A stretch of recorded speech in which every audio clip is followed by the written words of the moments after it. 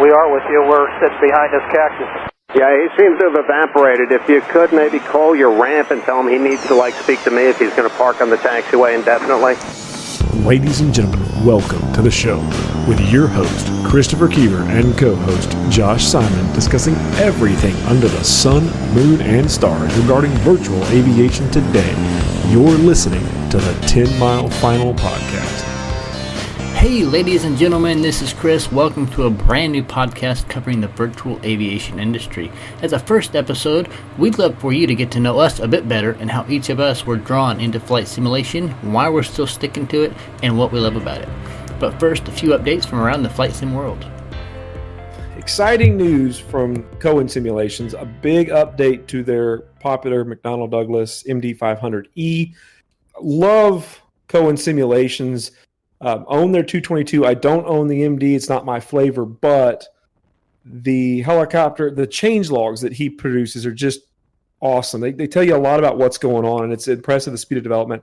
They added 50 liveries to the aircraft. Cowan Simulations is known for their paint kits. The Bell 222 has an amazing one-file paint kit that allows you to do the whole thing with a great UV map and see the entire helicopter in one thing. So that's exciting for the guys that are going to want to do more custom paint jobs on it. Some neat little things like skids and mirrors, some cargo pods, aesthetic features to the helicopter. But what really impressed me is there was a review posted maybe a week or two ago that was pretty critical on the helicopter from, I believe it was a real-world pilot. And it was fair and balanced, but it was really critical.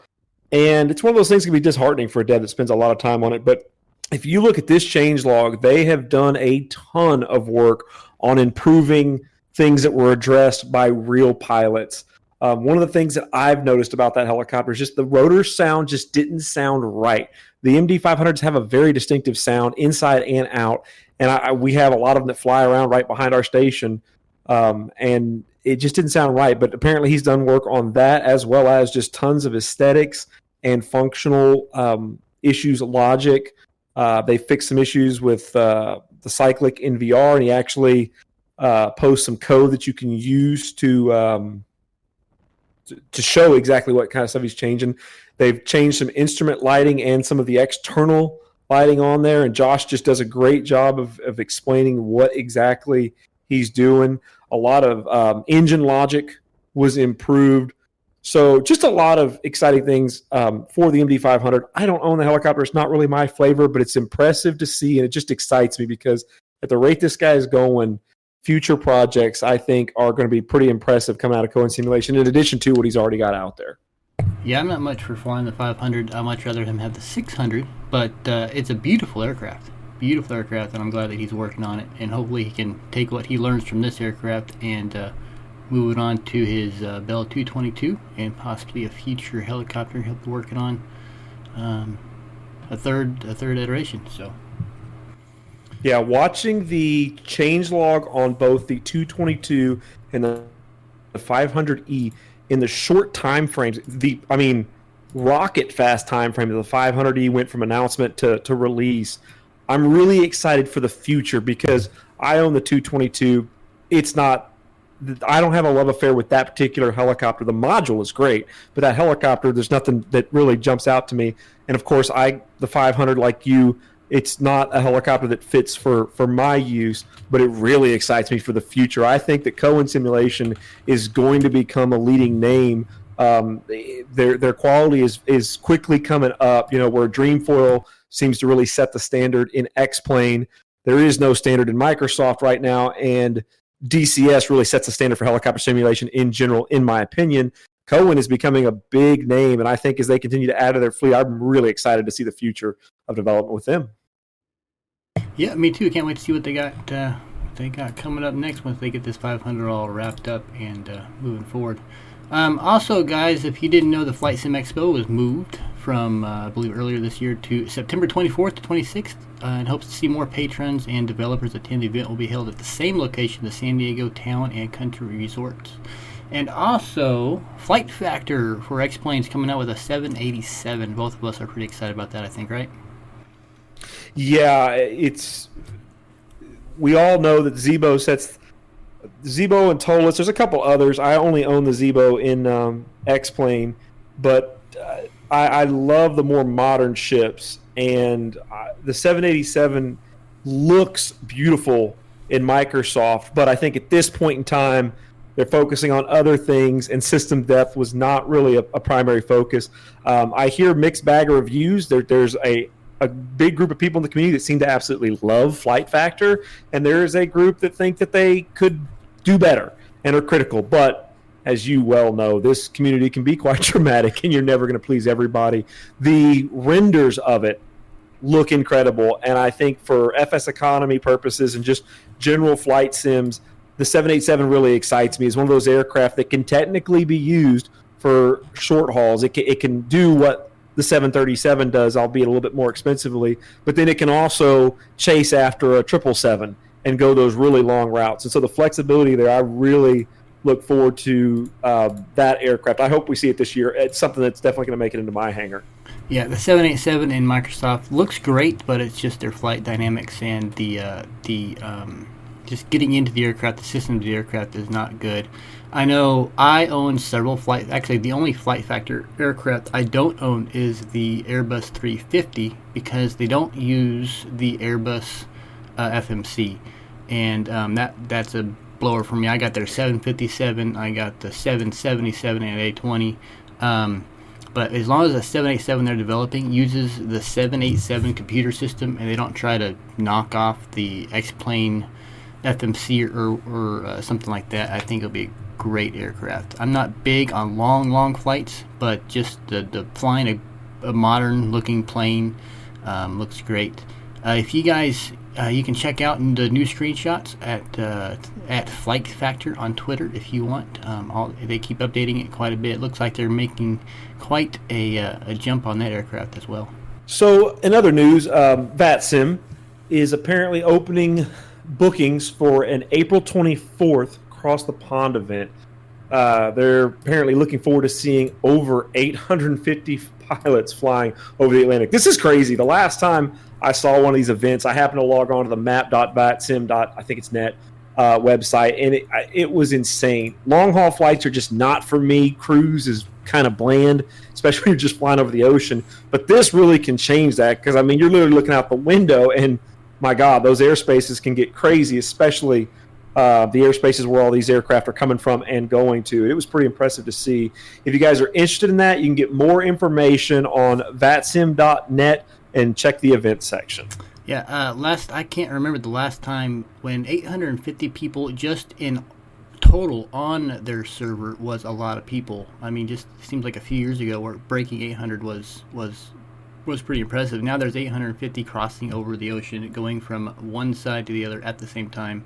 Apparently, it's a lottery system, so you put your booking in, and I don't know exactly how it works. I never heard of it before, never done it, but it looks interesting. They're flying from Europe over to the U.S., and that'll be cool to watch. I'm not going to participate because that's just, like I said, long haul flights aren't for me either. I do a couple, maybe once every so often, but that looks like that'll be fun, even just to sit around and watch them do some plane spotting. If you can do that, it would be pretty cool watching that come in. You're an OG when it comes to Vatsim because you've been around Vatsim since 1998, 1999. I've been around Vatsim since it was the prior organization, which won't be named. So I've been around Vatsim since it started, before it was Vatsim. So yeah, I've done everything from flying to controlling. There are numerous training programs they keep coming and going with, but it's a great system, and we'll be talking about they're coming out with a new, I guess, updated server or something like that to help with legacy issues and just better overall experience. So we'll look into that and maybe talk about that in a future date. Also, Airfoillabs, they're known for Cessna 172 and a King Air 350. Now they're coming out with a DC-3 for X-Plane. I like older aircraft. Now, I wouldn't probably buy it. I mean, it has to be really, really, really good. But, I mean, I'd probably fly it once and not fly it again. But there's a lot of people out there that like flying old World War II, early early commercial airline aviation aircraft, and this one looks actually pretty good from the pictures I've seen on their website. Yeah, I've got a friend that's Bug, that was in the United States Air Force and actually in the Special Forces, and retired, became law enforcement, and then has since retired now and is just living his best life. But he's one of those guys that loves flying the old piston aircraft and loves the DC-3. This is, me, I'm a glass guy. I love all the new modern stuff, turboprops, just the reliable, high-performance stuff. But while I don't own the King Air 350 because it is a little bit older of an aircraft, I've heard nothing but positive praise about Airfoillabs. So it's exciting for all those guys, those piston heads out there, to hear that the DC-3 is coming. I know at least 2 people that'll be day one purchasers of that module. Yep, and the pictures look great. You can go to Airfoillabs on Twitter and check out those images. Also, Orbx, which is known for their awesome sceneries all across the flight sim platforms, X-Plane, Microsoft Flight Simulator now, Prepare 3D, and older flight sims, has come out with a roadmap for 2021 covering new sceneries for X-Plane, Microsoft, and P3D, along with a new aircraft they're working on. Looks quite interesting. They have a lot of future plans. They make some great stuff. If I had $1 million, I'd buy all of it, but I don't. So, but if you guys are interested, you can check out their roadmap. It's on their orbxsystem.com forum, community forum. They'll have that up for you there. And I think that is it for the news. Did you have anything else there, Josh? No. All right, well, let's take a break, and when we get back, what got Josh and myself in the flight sim to begin with?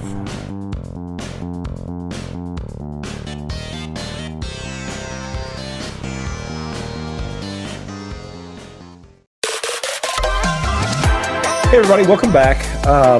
So just wanted to go over real quickly Chris and I's history in flight sim and just aviation interest in general, so that we can either look back on this someday when we're millionaires and this podcast is super successful, or just as a time capsule if it's just another community podcast.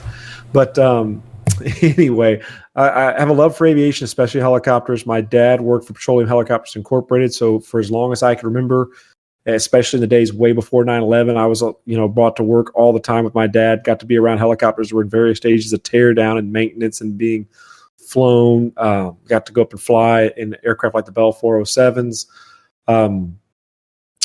About 1995, got Microsoft Flight Sim on a computer that wasn't ours, played with that a little bit. I remember playing Microsoft Flight Sim 1998, and I remember always getting in trouble from my parents at that time, because I was in middle school, and I loved to stay up really late because you could play online, but it was the British people, the European guys, that were always really enthusiastic about Flight Sim, so you had to kind of play way late at night, our time, to catch all of them in the mornings. When Flight Sim 2000 and 2004 came out, I bought both. But at that time, we were running like a Pentium, like 400 megahertz processor on a computer that had like a 1.28 gig hard drive. So I really fell behind and fell off the wagon at that point, and stayed out of flight sims all the way until like 2012 with X-Plane 10. Got in there, got to fly the helicopters around.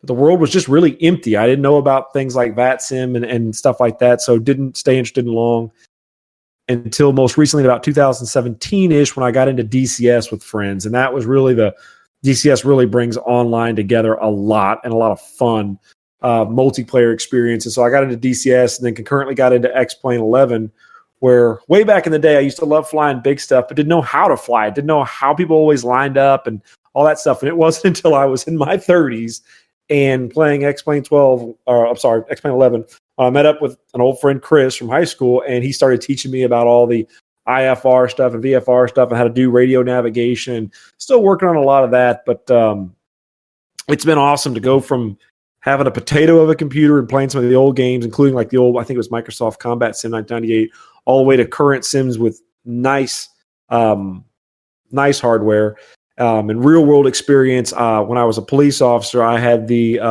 opportunity to go out and fly with the Austin Police Department and their air unit, and get to experience their helicopter and their aviation unit from a police perspective, and also had to fly with DPS in a much larger EC-145 bird. And then, of course, my current job has me positioned at an airport, so I get to be around aircraft all the time. That's kind of my history with aviation and flight sim. Yeah, well, I mean, yeah, when it comes down to the computer, when we were kids and our parents made all the money, we didn't have much of a choice in the matter. But now that we're adults, we can kind of buy whatever we want. I grew up an Air Force brat. I grew up on Air Force bases until I was about 10, 11 years old. First in Fort Worth, Texas, and then up in Grand Forks, North Dakota, where I got to see the B-2 Spirit bomber land secretly at midnight. And midnight in North Dakota was almost twilight in the middle of summertime, so you could see the triangle. So, I mean, when I was 10 years old, I saw a UFO. Then I realized what it really was. But I didn't get into actual computer. I didn't get into computers until I was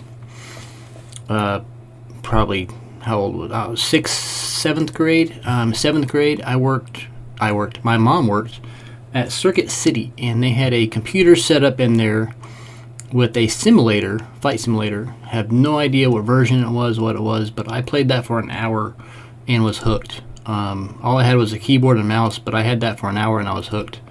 But it wasn't until I moved back to Texas, back to Temple, and I got Sierra Pro Pilot, and then shortly after got Flight Simulator 1998. And this is kind of where me and Josh kind of merged together and meet. But with Microsoft Flight Simulator 98, I was involved in a lot of different, at the time, there was a lot of different organizations, virtual airlines, stuff like that. I was involved in hover control, learning how to fly helicopters. I was involved in the virtual United States Coast Guard, which was, at the time, awesome. I mean, we had, you can have scenery that was put in the simulator, real-time, search and rescue, stuff like that was pretty cool. I was involved with SimNASA, and between Flight Simulator and the Orbx simulator, we did a lot of cool, realistic, like day-long missions, 3-4 day-long missions with that. That was pretty cool. Kind of fell out of flying for a while. After high school, maybe a little after high school, kind of stopped on the simulators. Just didn't have the computer to run the new games, so it just got boring. But when it comes to online flying and Vatsim, I have been a member of Vatsim since its conception, basically, since it was its prior organization. And I've been an air traffic controller on there. Not my favorite thing to do, so I'm not currently active as that, but I have done that, so I have that knowledge from that perspective of flying online. But other than that, I mean, I've flown since Flight Simulator 98, Sierra Pilot Control 2000, 2004, Flight Simulator X. Started with X-Plane with X-Plane 9, and then didn't have the computer to run it. So I went back to Microsoft. Just recently, in the last year, got back in with X-Plane 11 after Flightsim X, and started kind of nulling off. And then now Microsoft Flight Sim 2020 came out. Tried it out, just didn't like it. It's more, to right now, it's just more of a game than a flight sim to me. But that's kind of my history of flight simming. Now I have the computer to run everything between streaming and everything else. I can make videos, which is stuff I really like to do, is video and audio production, and then put it in with the love of flying and aviation. I think just makes everything come together, and it's quite fun. So that's my history with flight sim right there. And so as we get towards the end of this podcast and we wrap things up, this is our first one, and we want to address kind of the elephant in the room as to what do we hope to get out of this. Chris and I are just enthusiasts. We're nobodies. Chris actually has a pilot's license. I have just, my history. I've got to fly a little bit, but we just Correction, love I almost have a pilot's license. Almost. I haven't actually taken the official test yet. Okay, so he's got a lot of flight time in there, but we're both enthusiasts, friends, and we just enjoy the hobby. And my personal goal with this podcast, it's Chris's podcast, but is to just build a community. There's already so many of them out there. There's news out there. You guys can get this information directly from a lot of these people. But my hope is that as time progresses, you know, we build a friendship. We build a little community here, and we'll have a Discord at some point where not so much for discussions, but just kind of aggregation for news that's going on, to bring people information that they may find useful, that they may not be aware of, pointers, tricks, optimizations. We plan on having, in the future, hopefully a lot of discussions, bringing in people. Like I said, I've got a lot of friends that have experience all the way from like Huey mechanics to medevac mechanics to pilots, people that work on maintenance programs or contractors for Boeing that work on stuff like the Poseidon. We've got guys that used to be in the Special Forces, just a lot of people, and we hope to build that community and just have fun doing it. You know, obviously this is the first one. It's going to be a little bit rough around the edges. We're working on the formats. We're working on the audio and a lot of things. Chris and I like to have fun and just bring a lot of just fun and humor to the news and the happenings around X-Plane. Well, not X-Plane, I'm sorry, but Flight Sim in general. X-Plane, DCS, Microsoft Flight Sim are the big ones that we do right now. But we also plan on talking to people that are in Prepare 3D and some of the other lesser-known sims like IL2. We want to talk with Vatsim controllers. We want to just a lot of ground that we want to cover in the future. And so we're aiming for about 30-ish minute episodes so that you guys can get your information real quick from us. We're hoping that the comment sections on YouTube become more active, and eventually Discord as well, because sometimes people from the community can bring in a wealth of awesome information. And that's what we really want to be. It's just an aggregation for wealth and talking about everything from the sims themselves to the future of simming to hardware, whether it be computers or HOTASs and stuff like that, just everything, and just have a fun time doing it. So that's what we hope to get out of this, and we're not going to stop. We'll be around. I mean, you know, this may take a really long time to get rolling. It may never be as successful as some of the big other channels, but Chris and I just don't care. We do it because it's fun. We hope you enjoy it, and we hope to build a community around a fun hobby that all of us really have a passion for. Yeah, we tried starting this back in early 1998 when online radio was real popular, and we had no idea what we're doing. But now that we do, we really want to kind of get into it and definitely make it a discussion. We don't want to just report the news. We want to talk about what's going on in Flight Sim and bring people from one side, you know, bring people together, say, hey, you know, when you're talking to, say, a Vatsim ATC person, a controller, you know, he can help the pilots, or, you know, say, hey, this is how you know, enter Bravo airspace. This is how you get your clearance, you know, get some training going on, get some education going on as well. Across all the platforms for sure, but just talk to regular people. I mean, it would be awesome to talk to high-end, you know, developers and stuff like that. But we just want to talk to regular, everyday, you know, pumping out the hours, regular people that fly Flight Sim and enjoy doing it. Hey guys, again, thanks for listening. If you like this episode, please subscribe and like and get further updates. You can contact us by finding us on Twitter at TenMileFinal, or our email is TenMileFinalPC@gmail.com.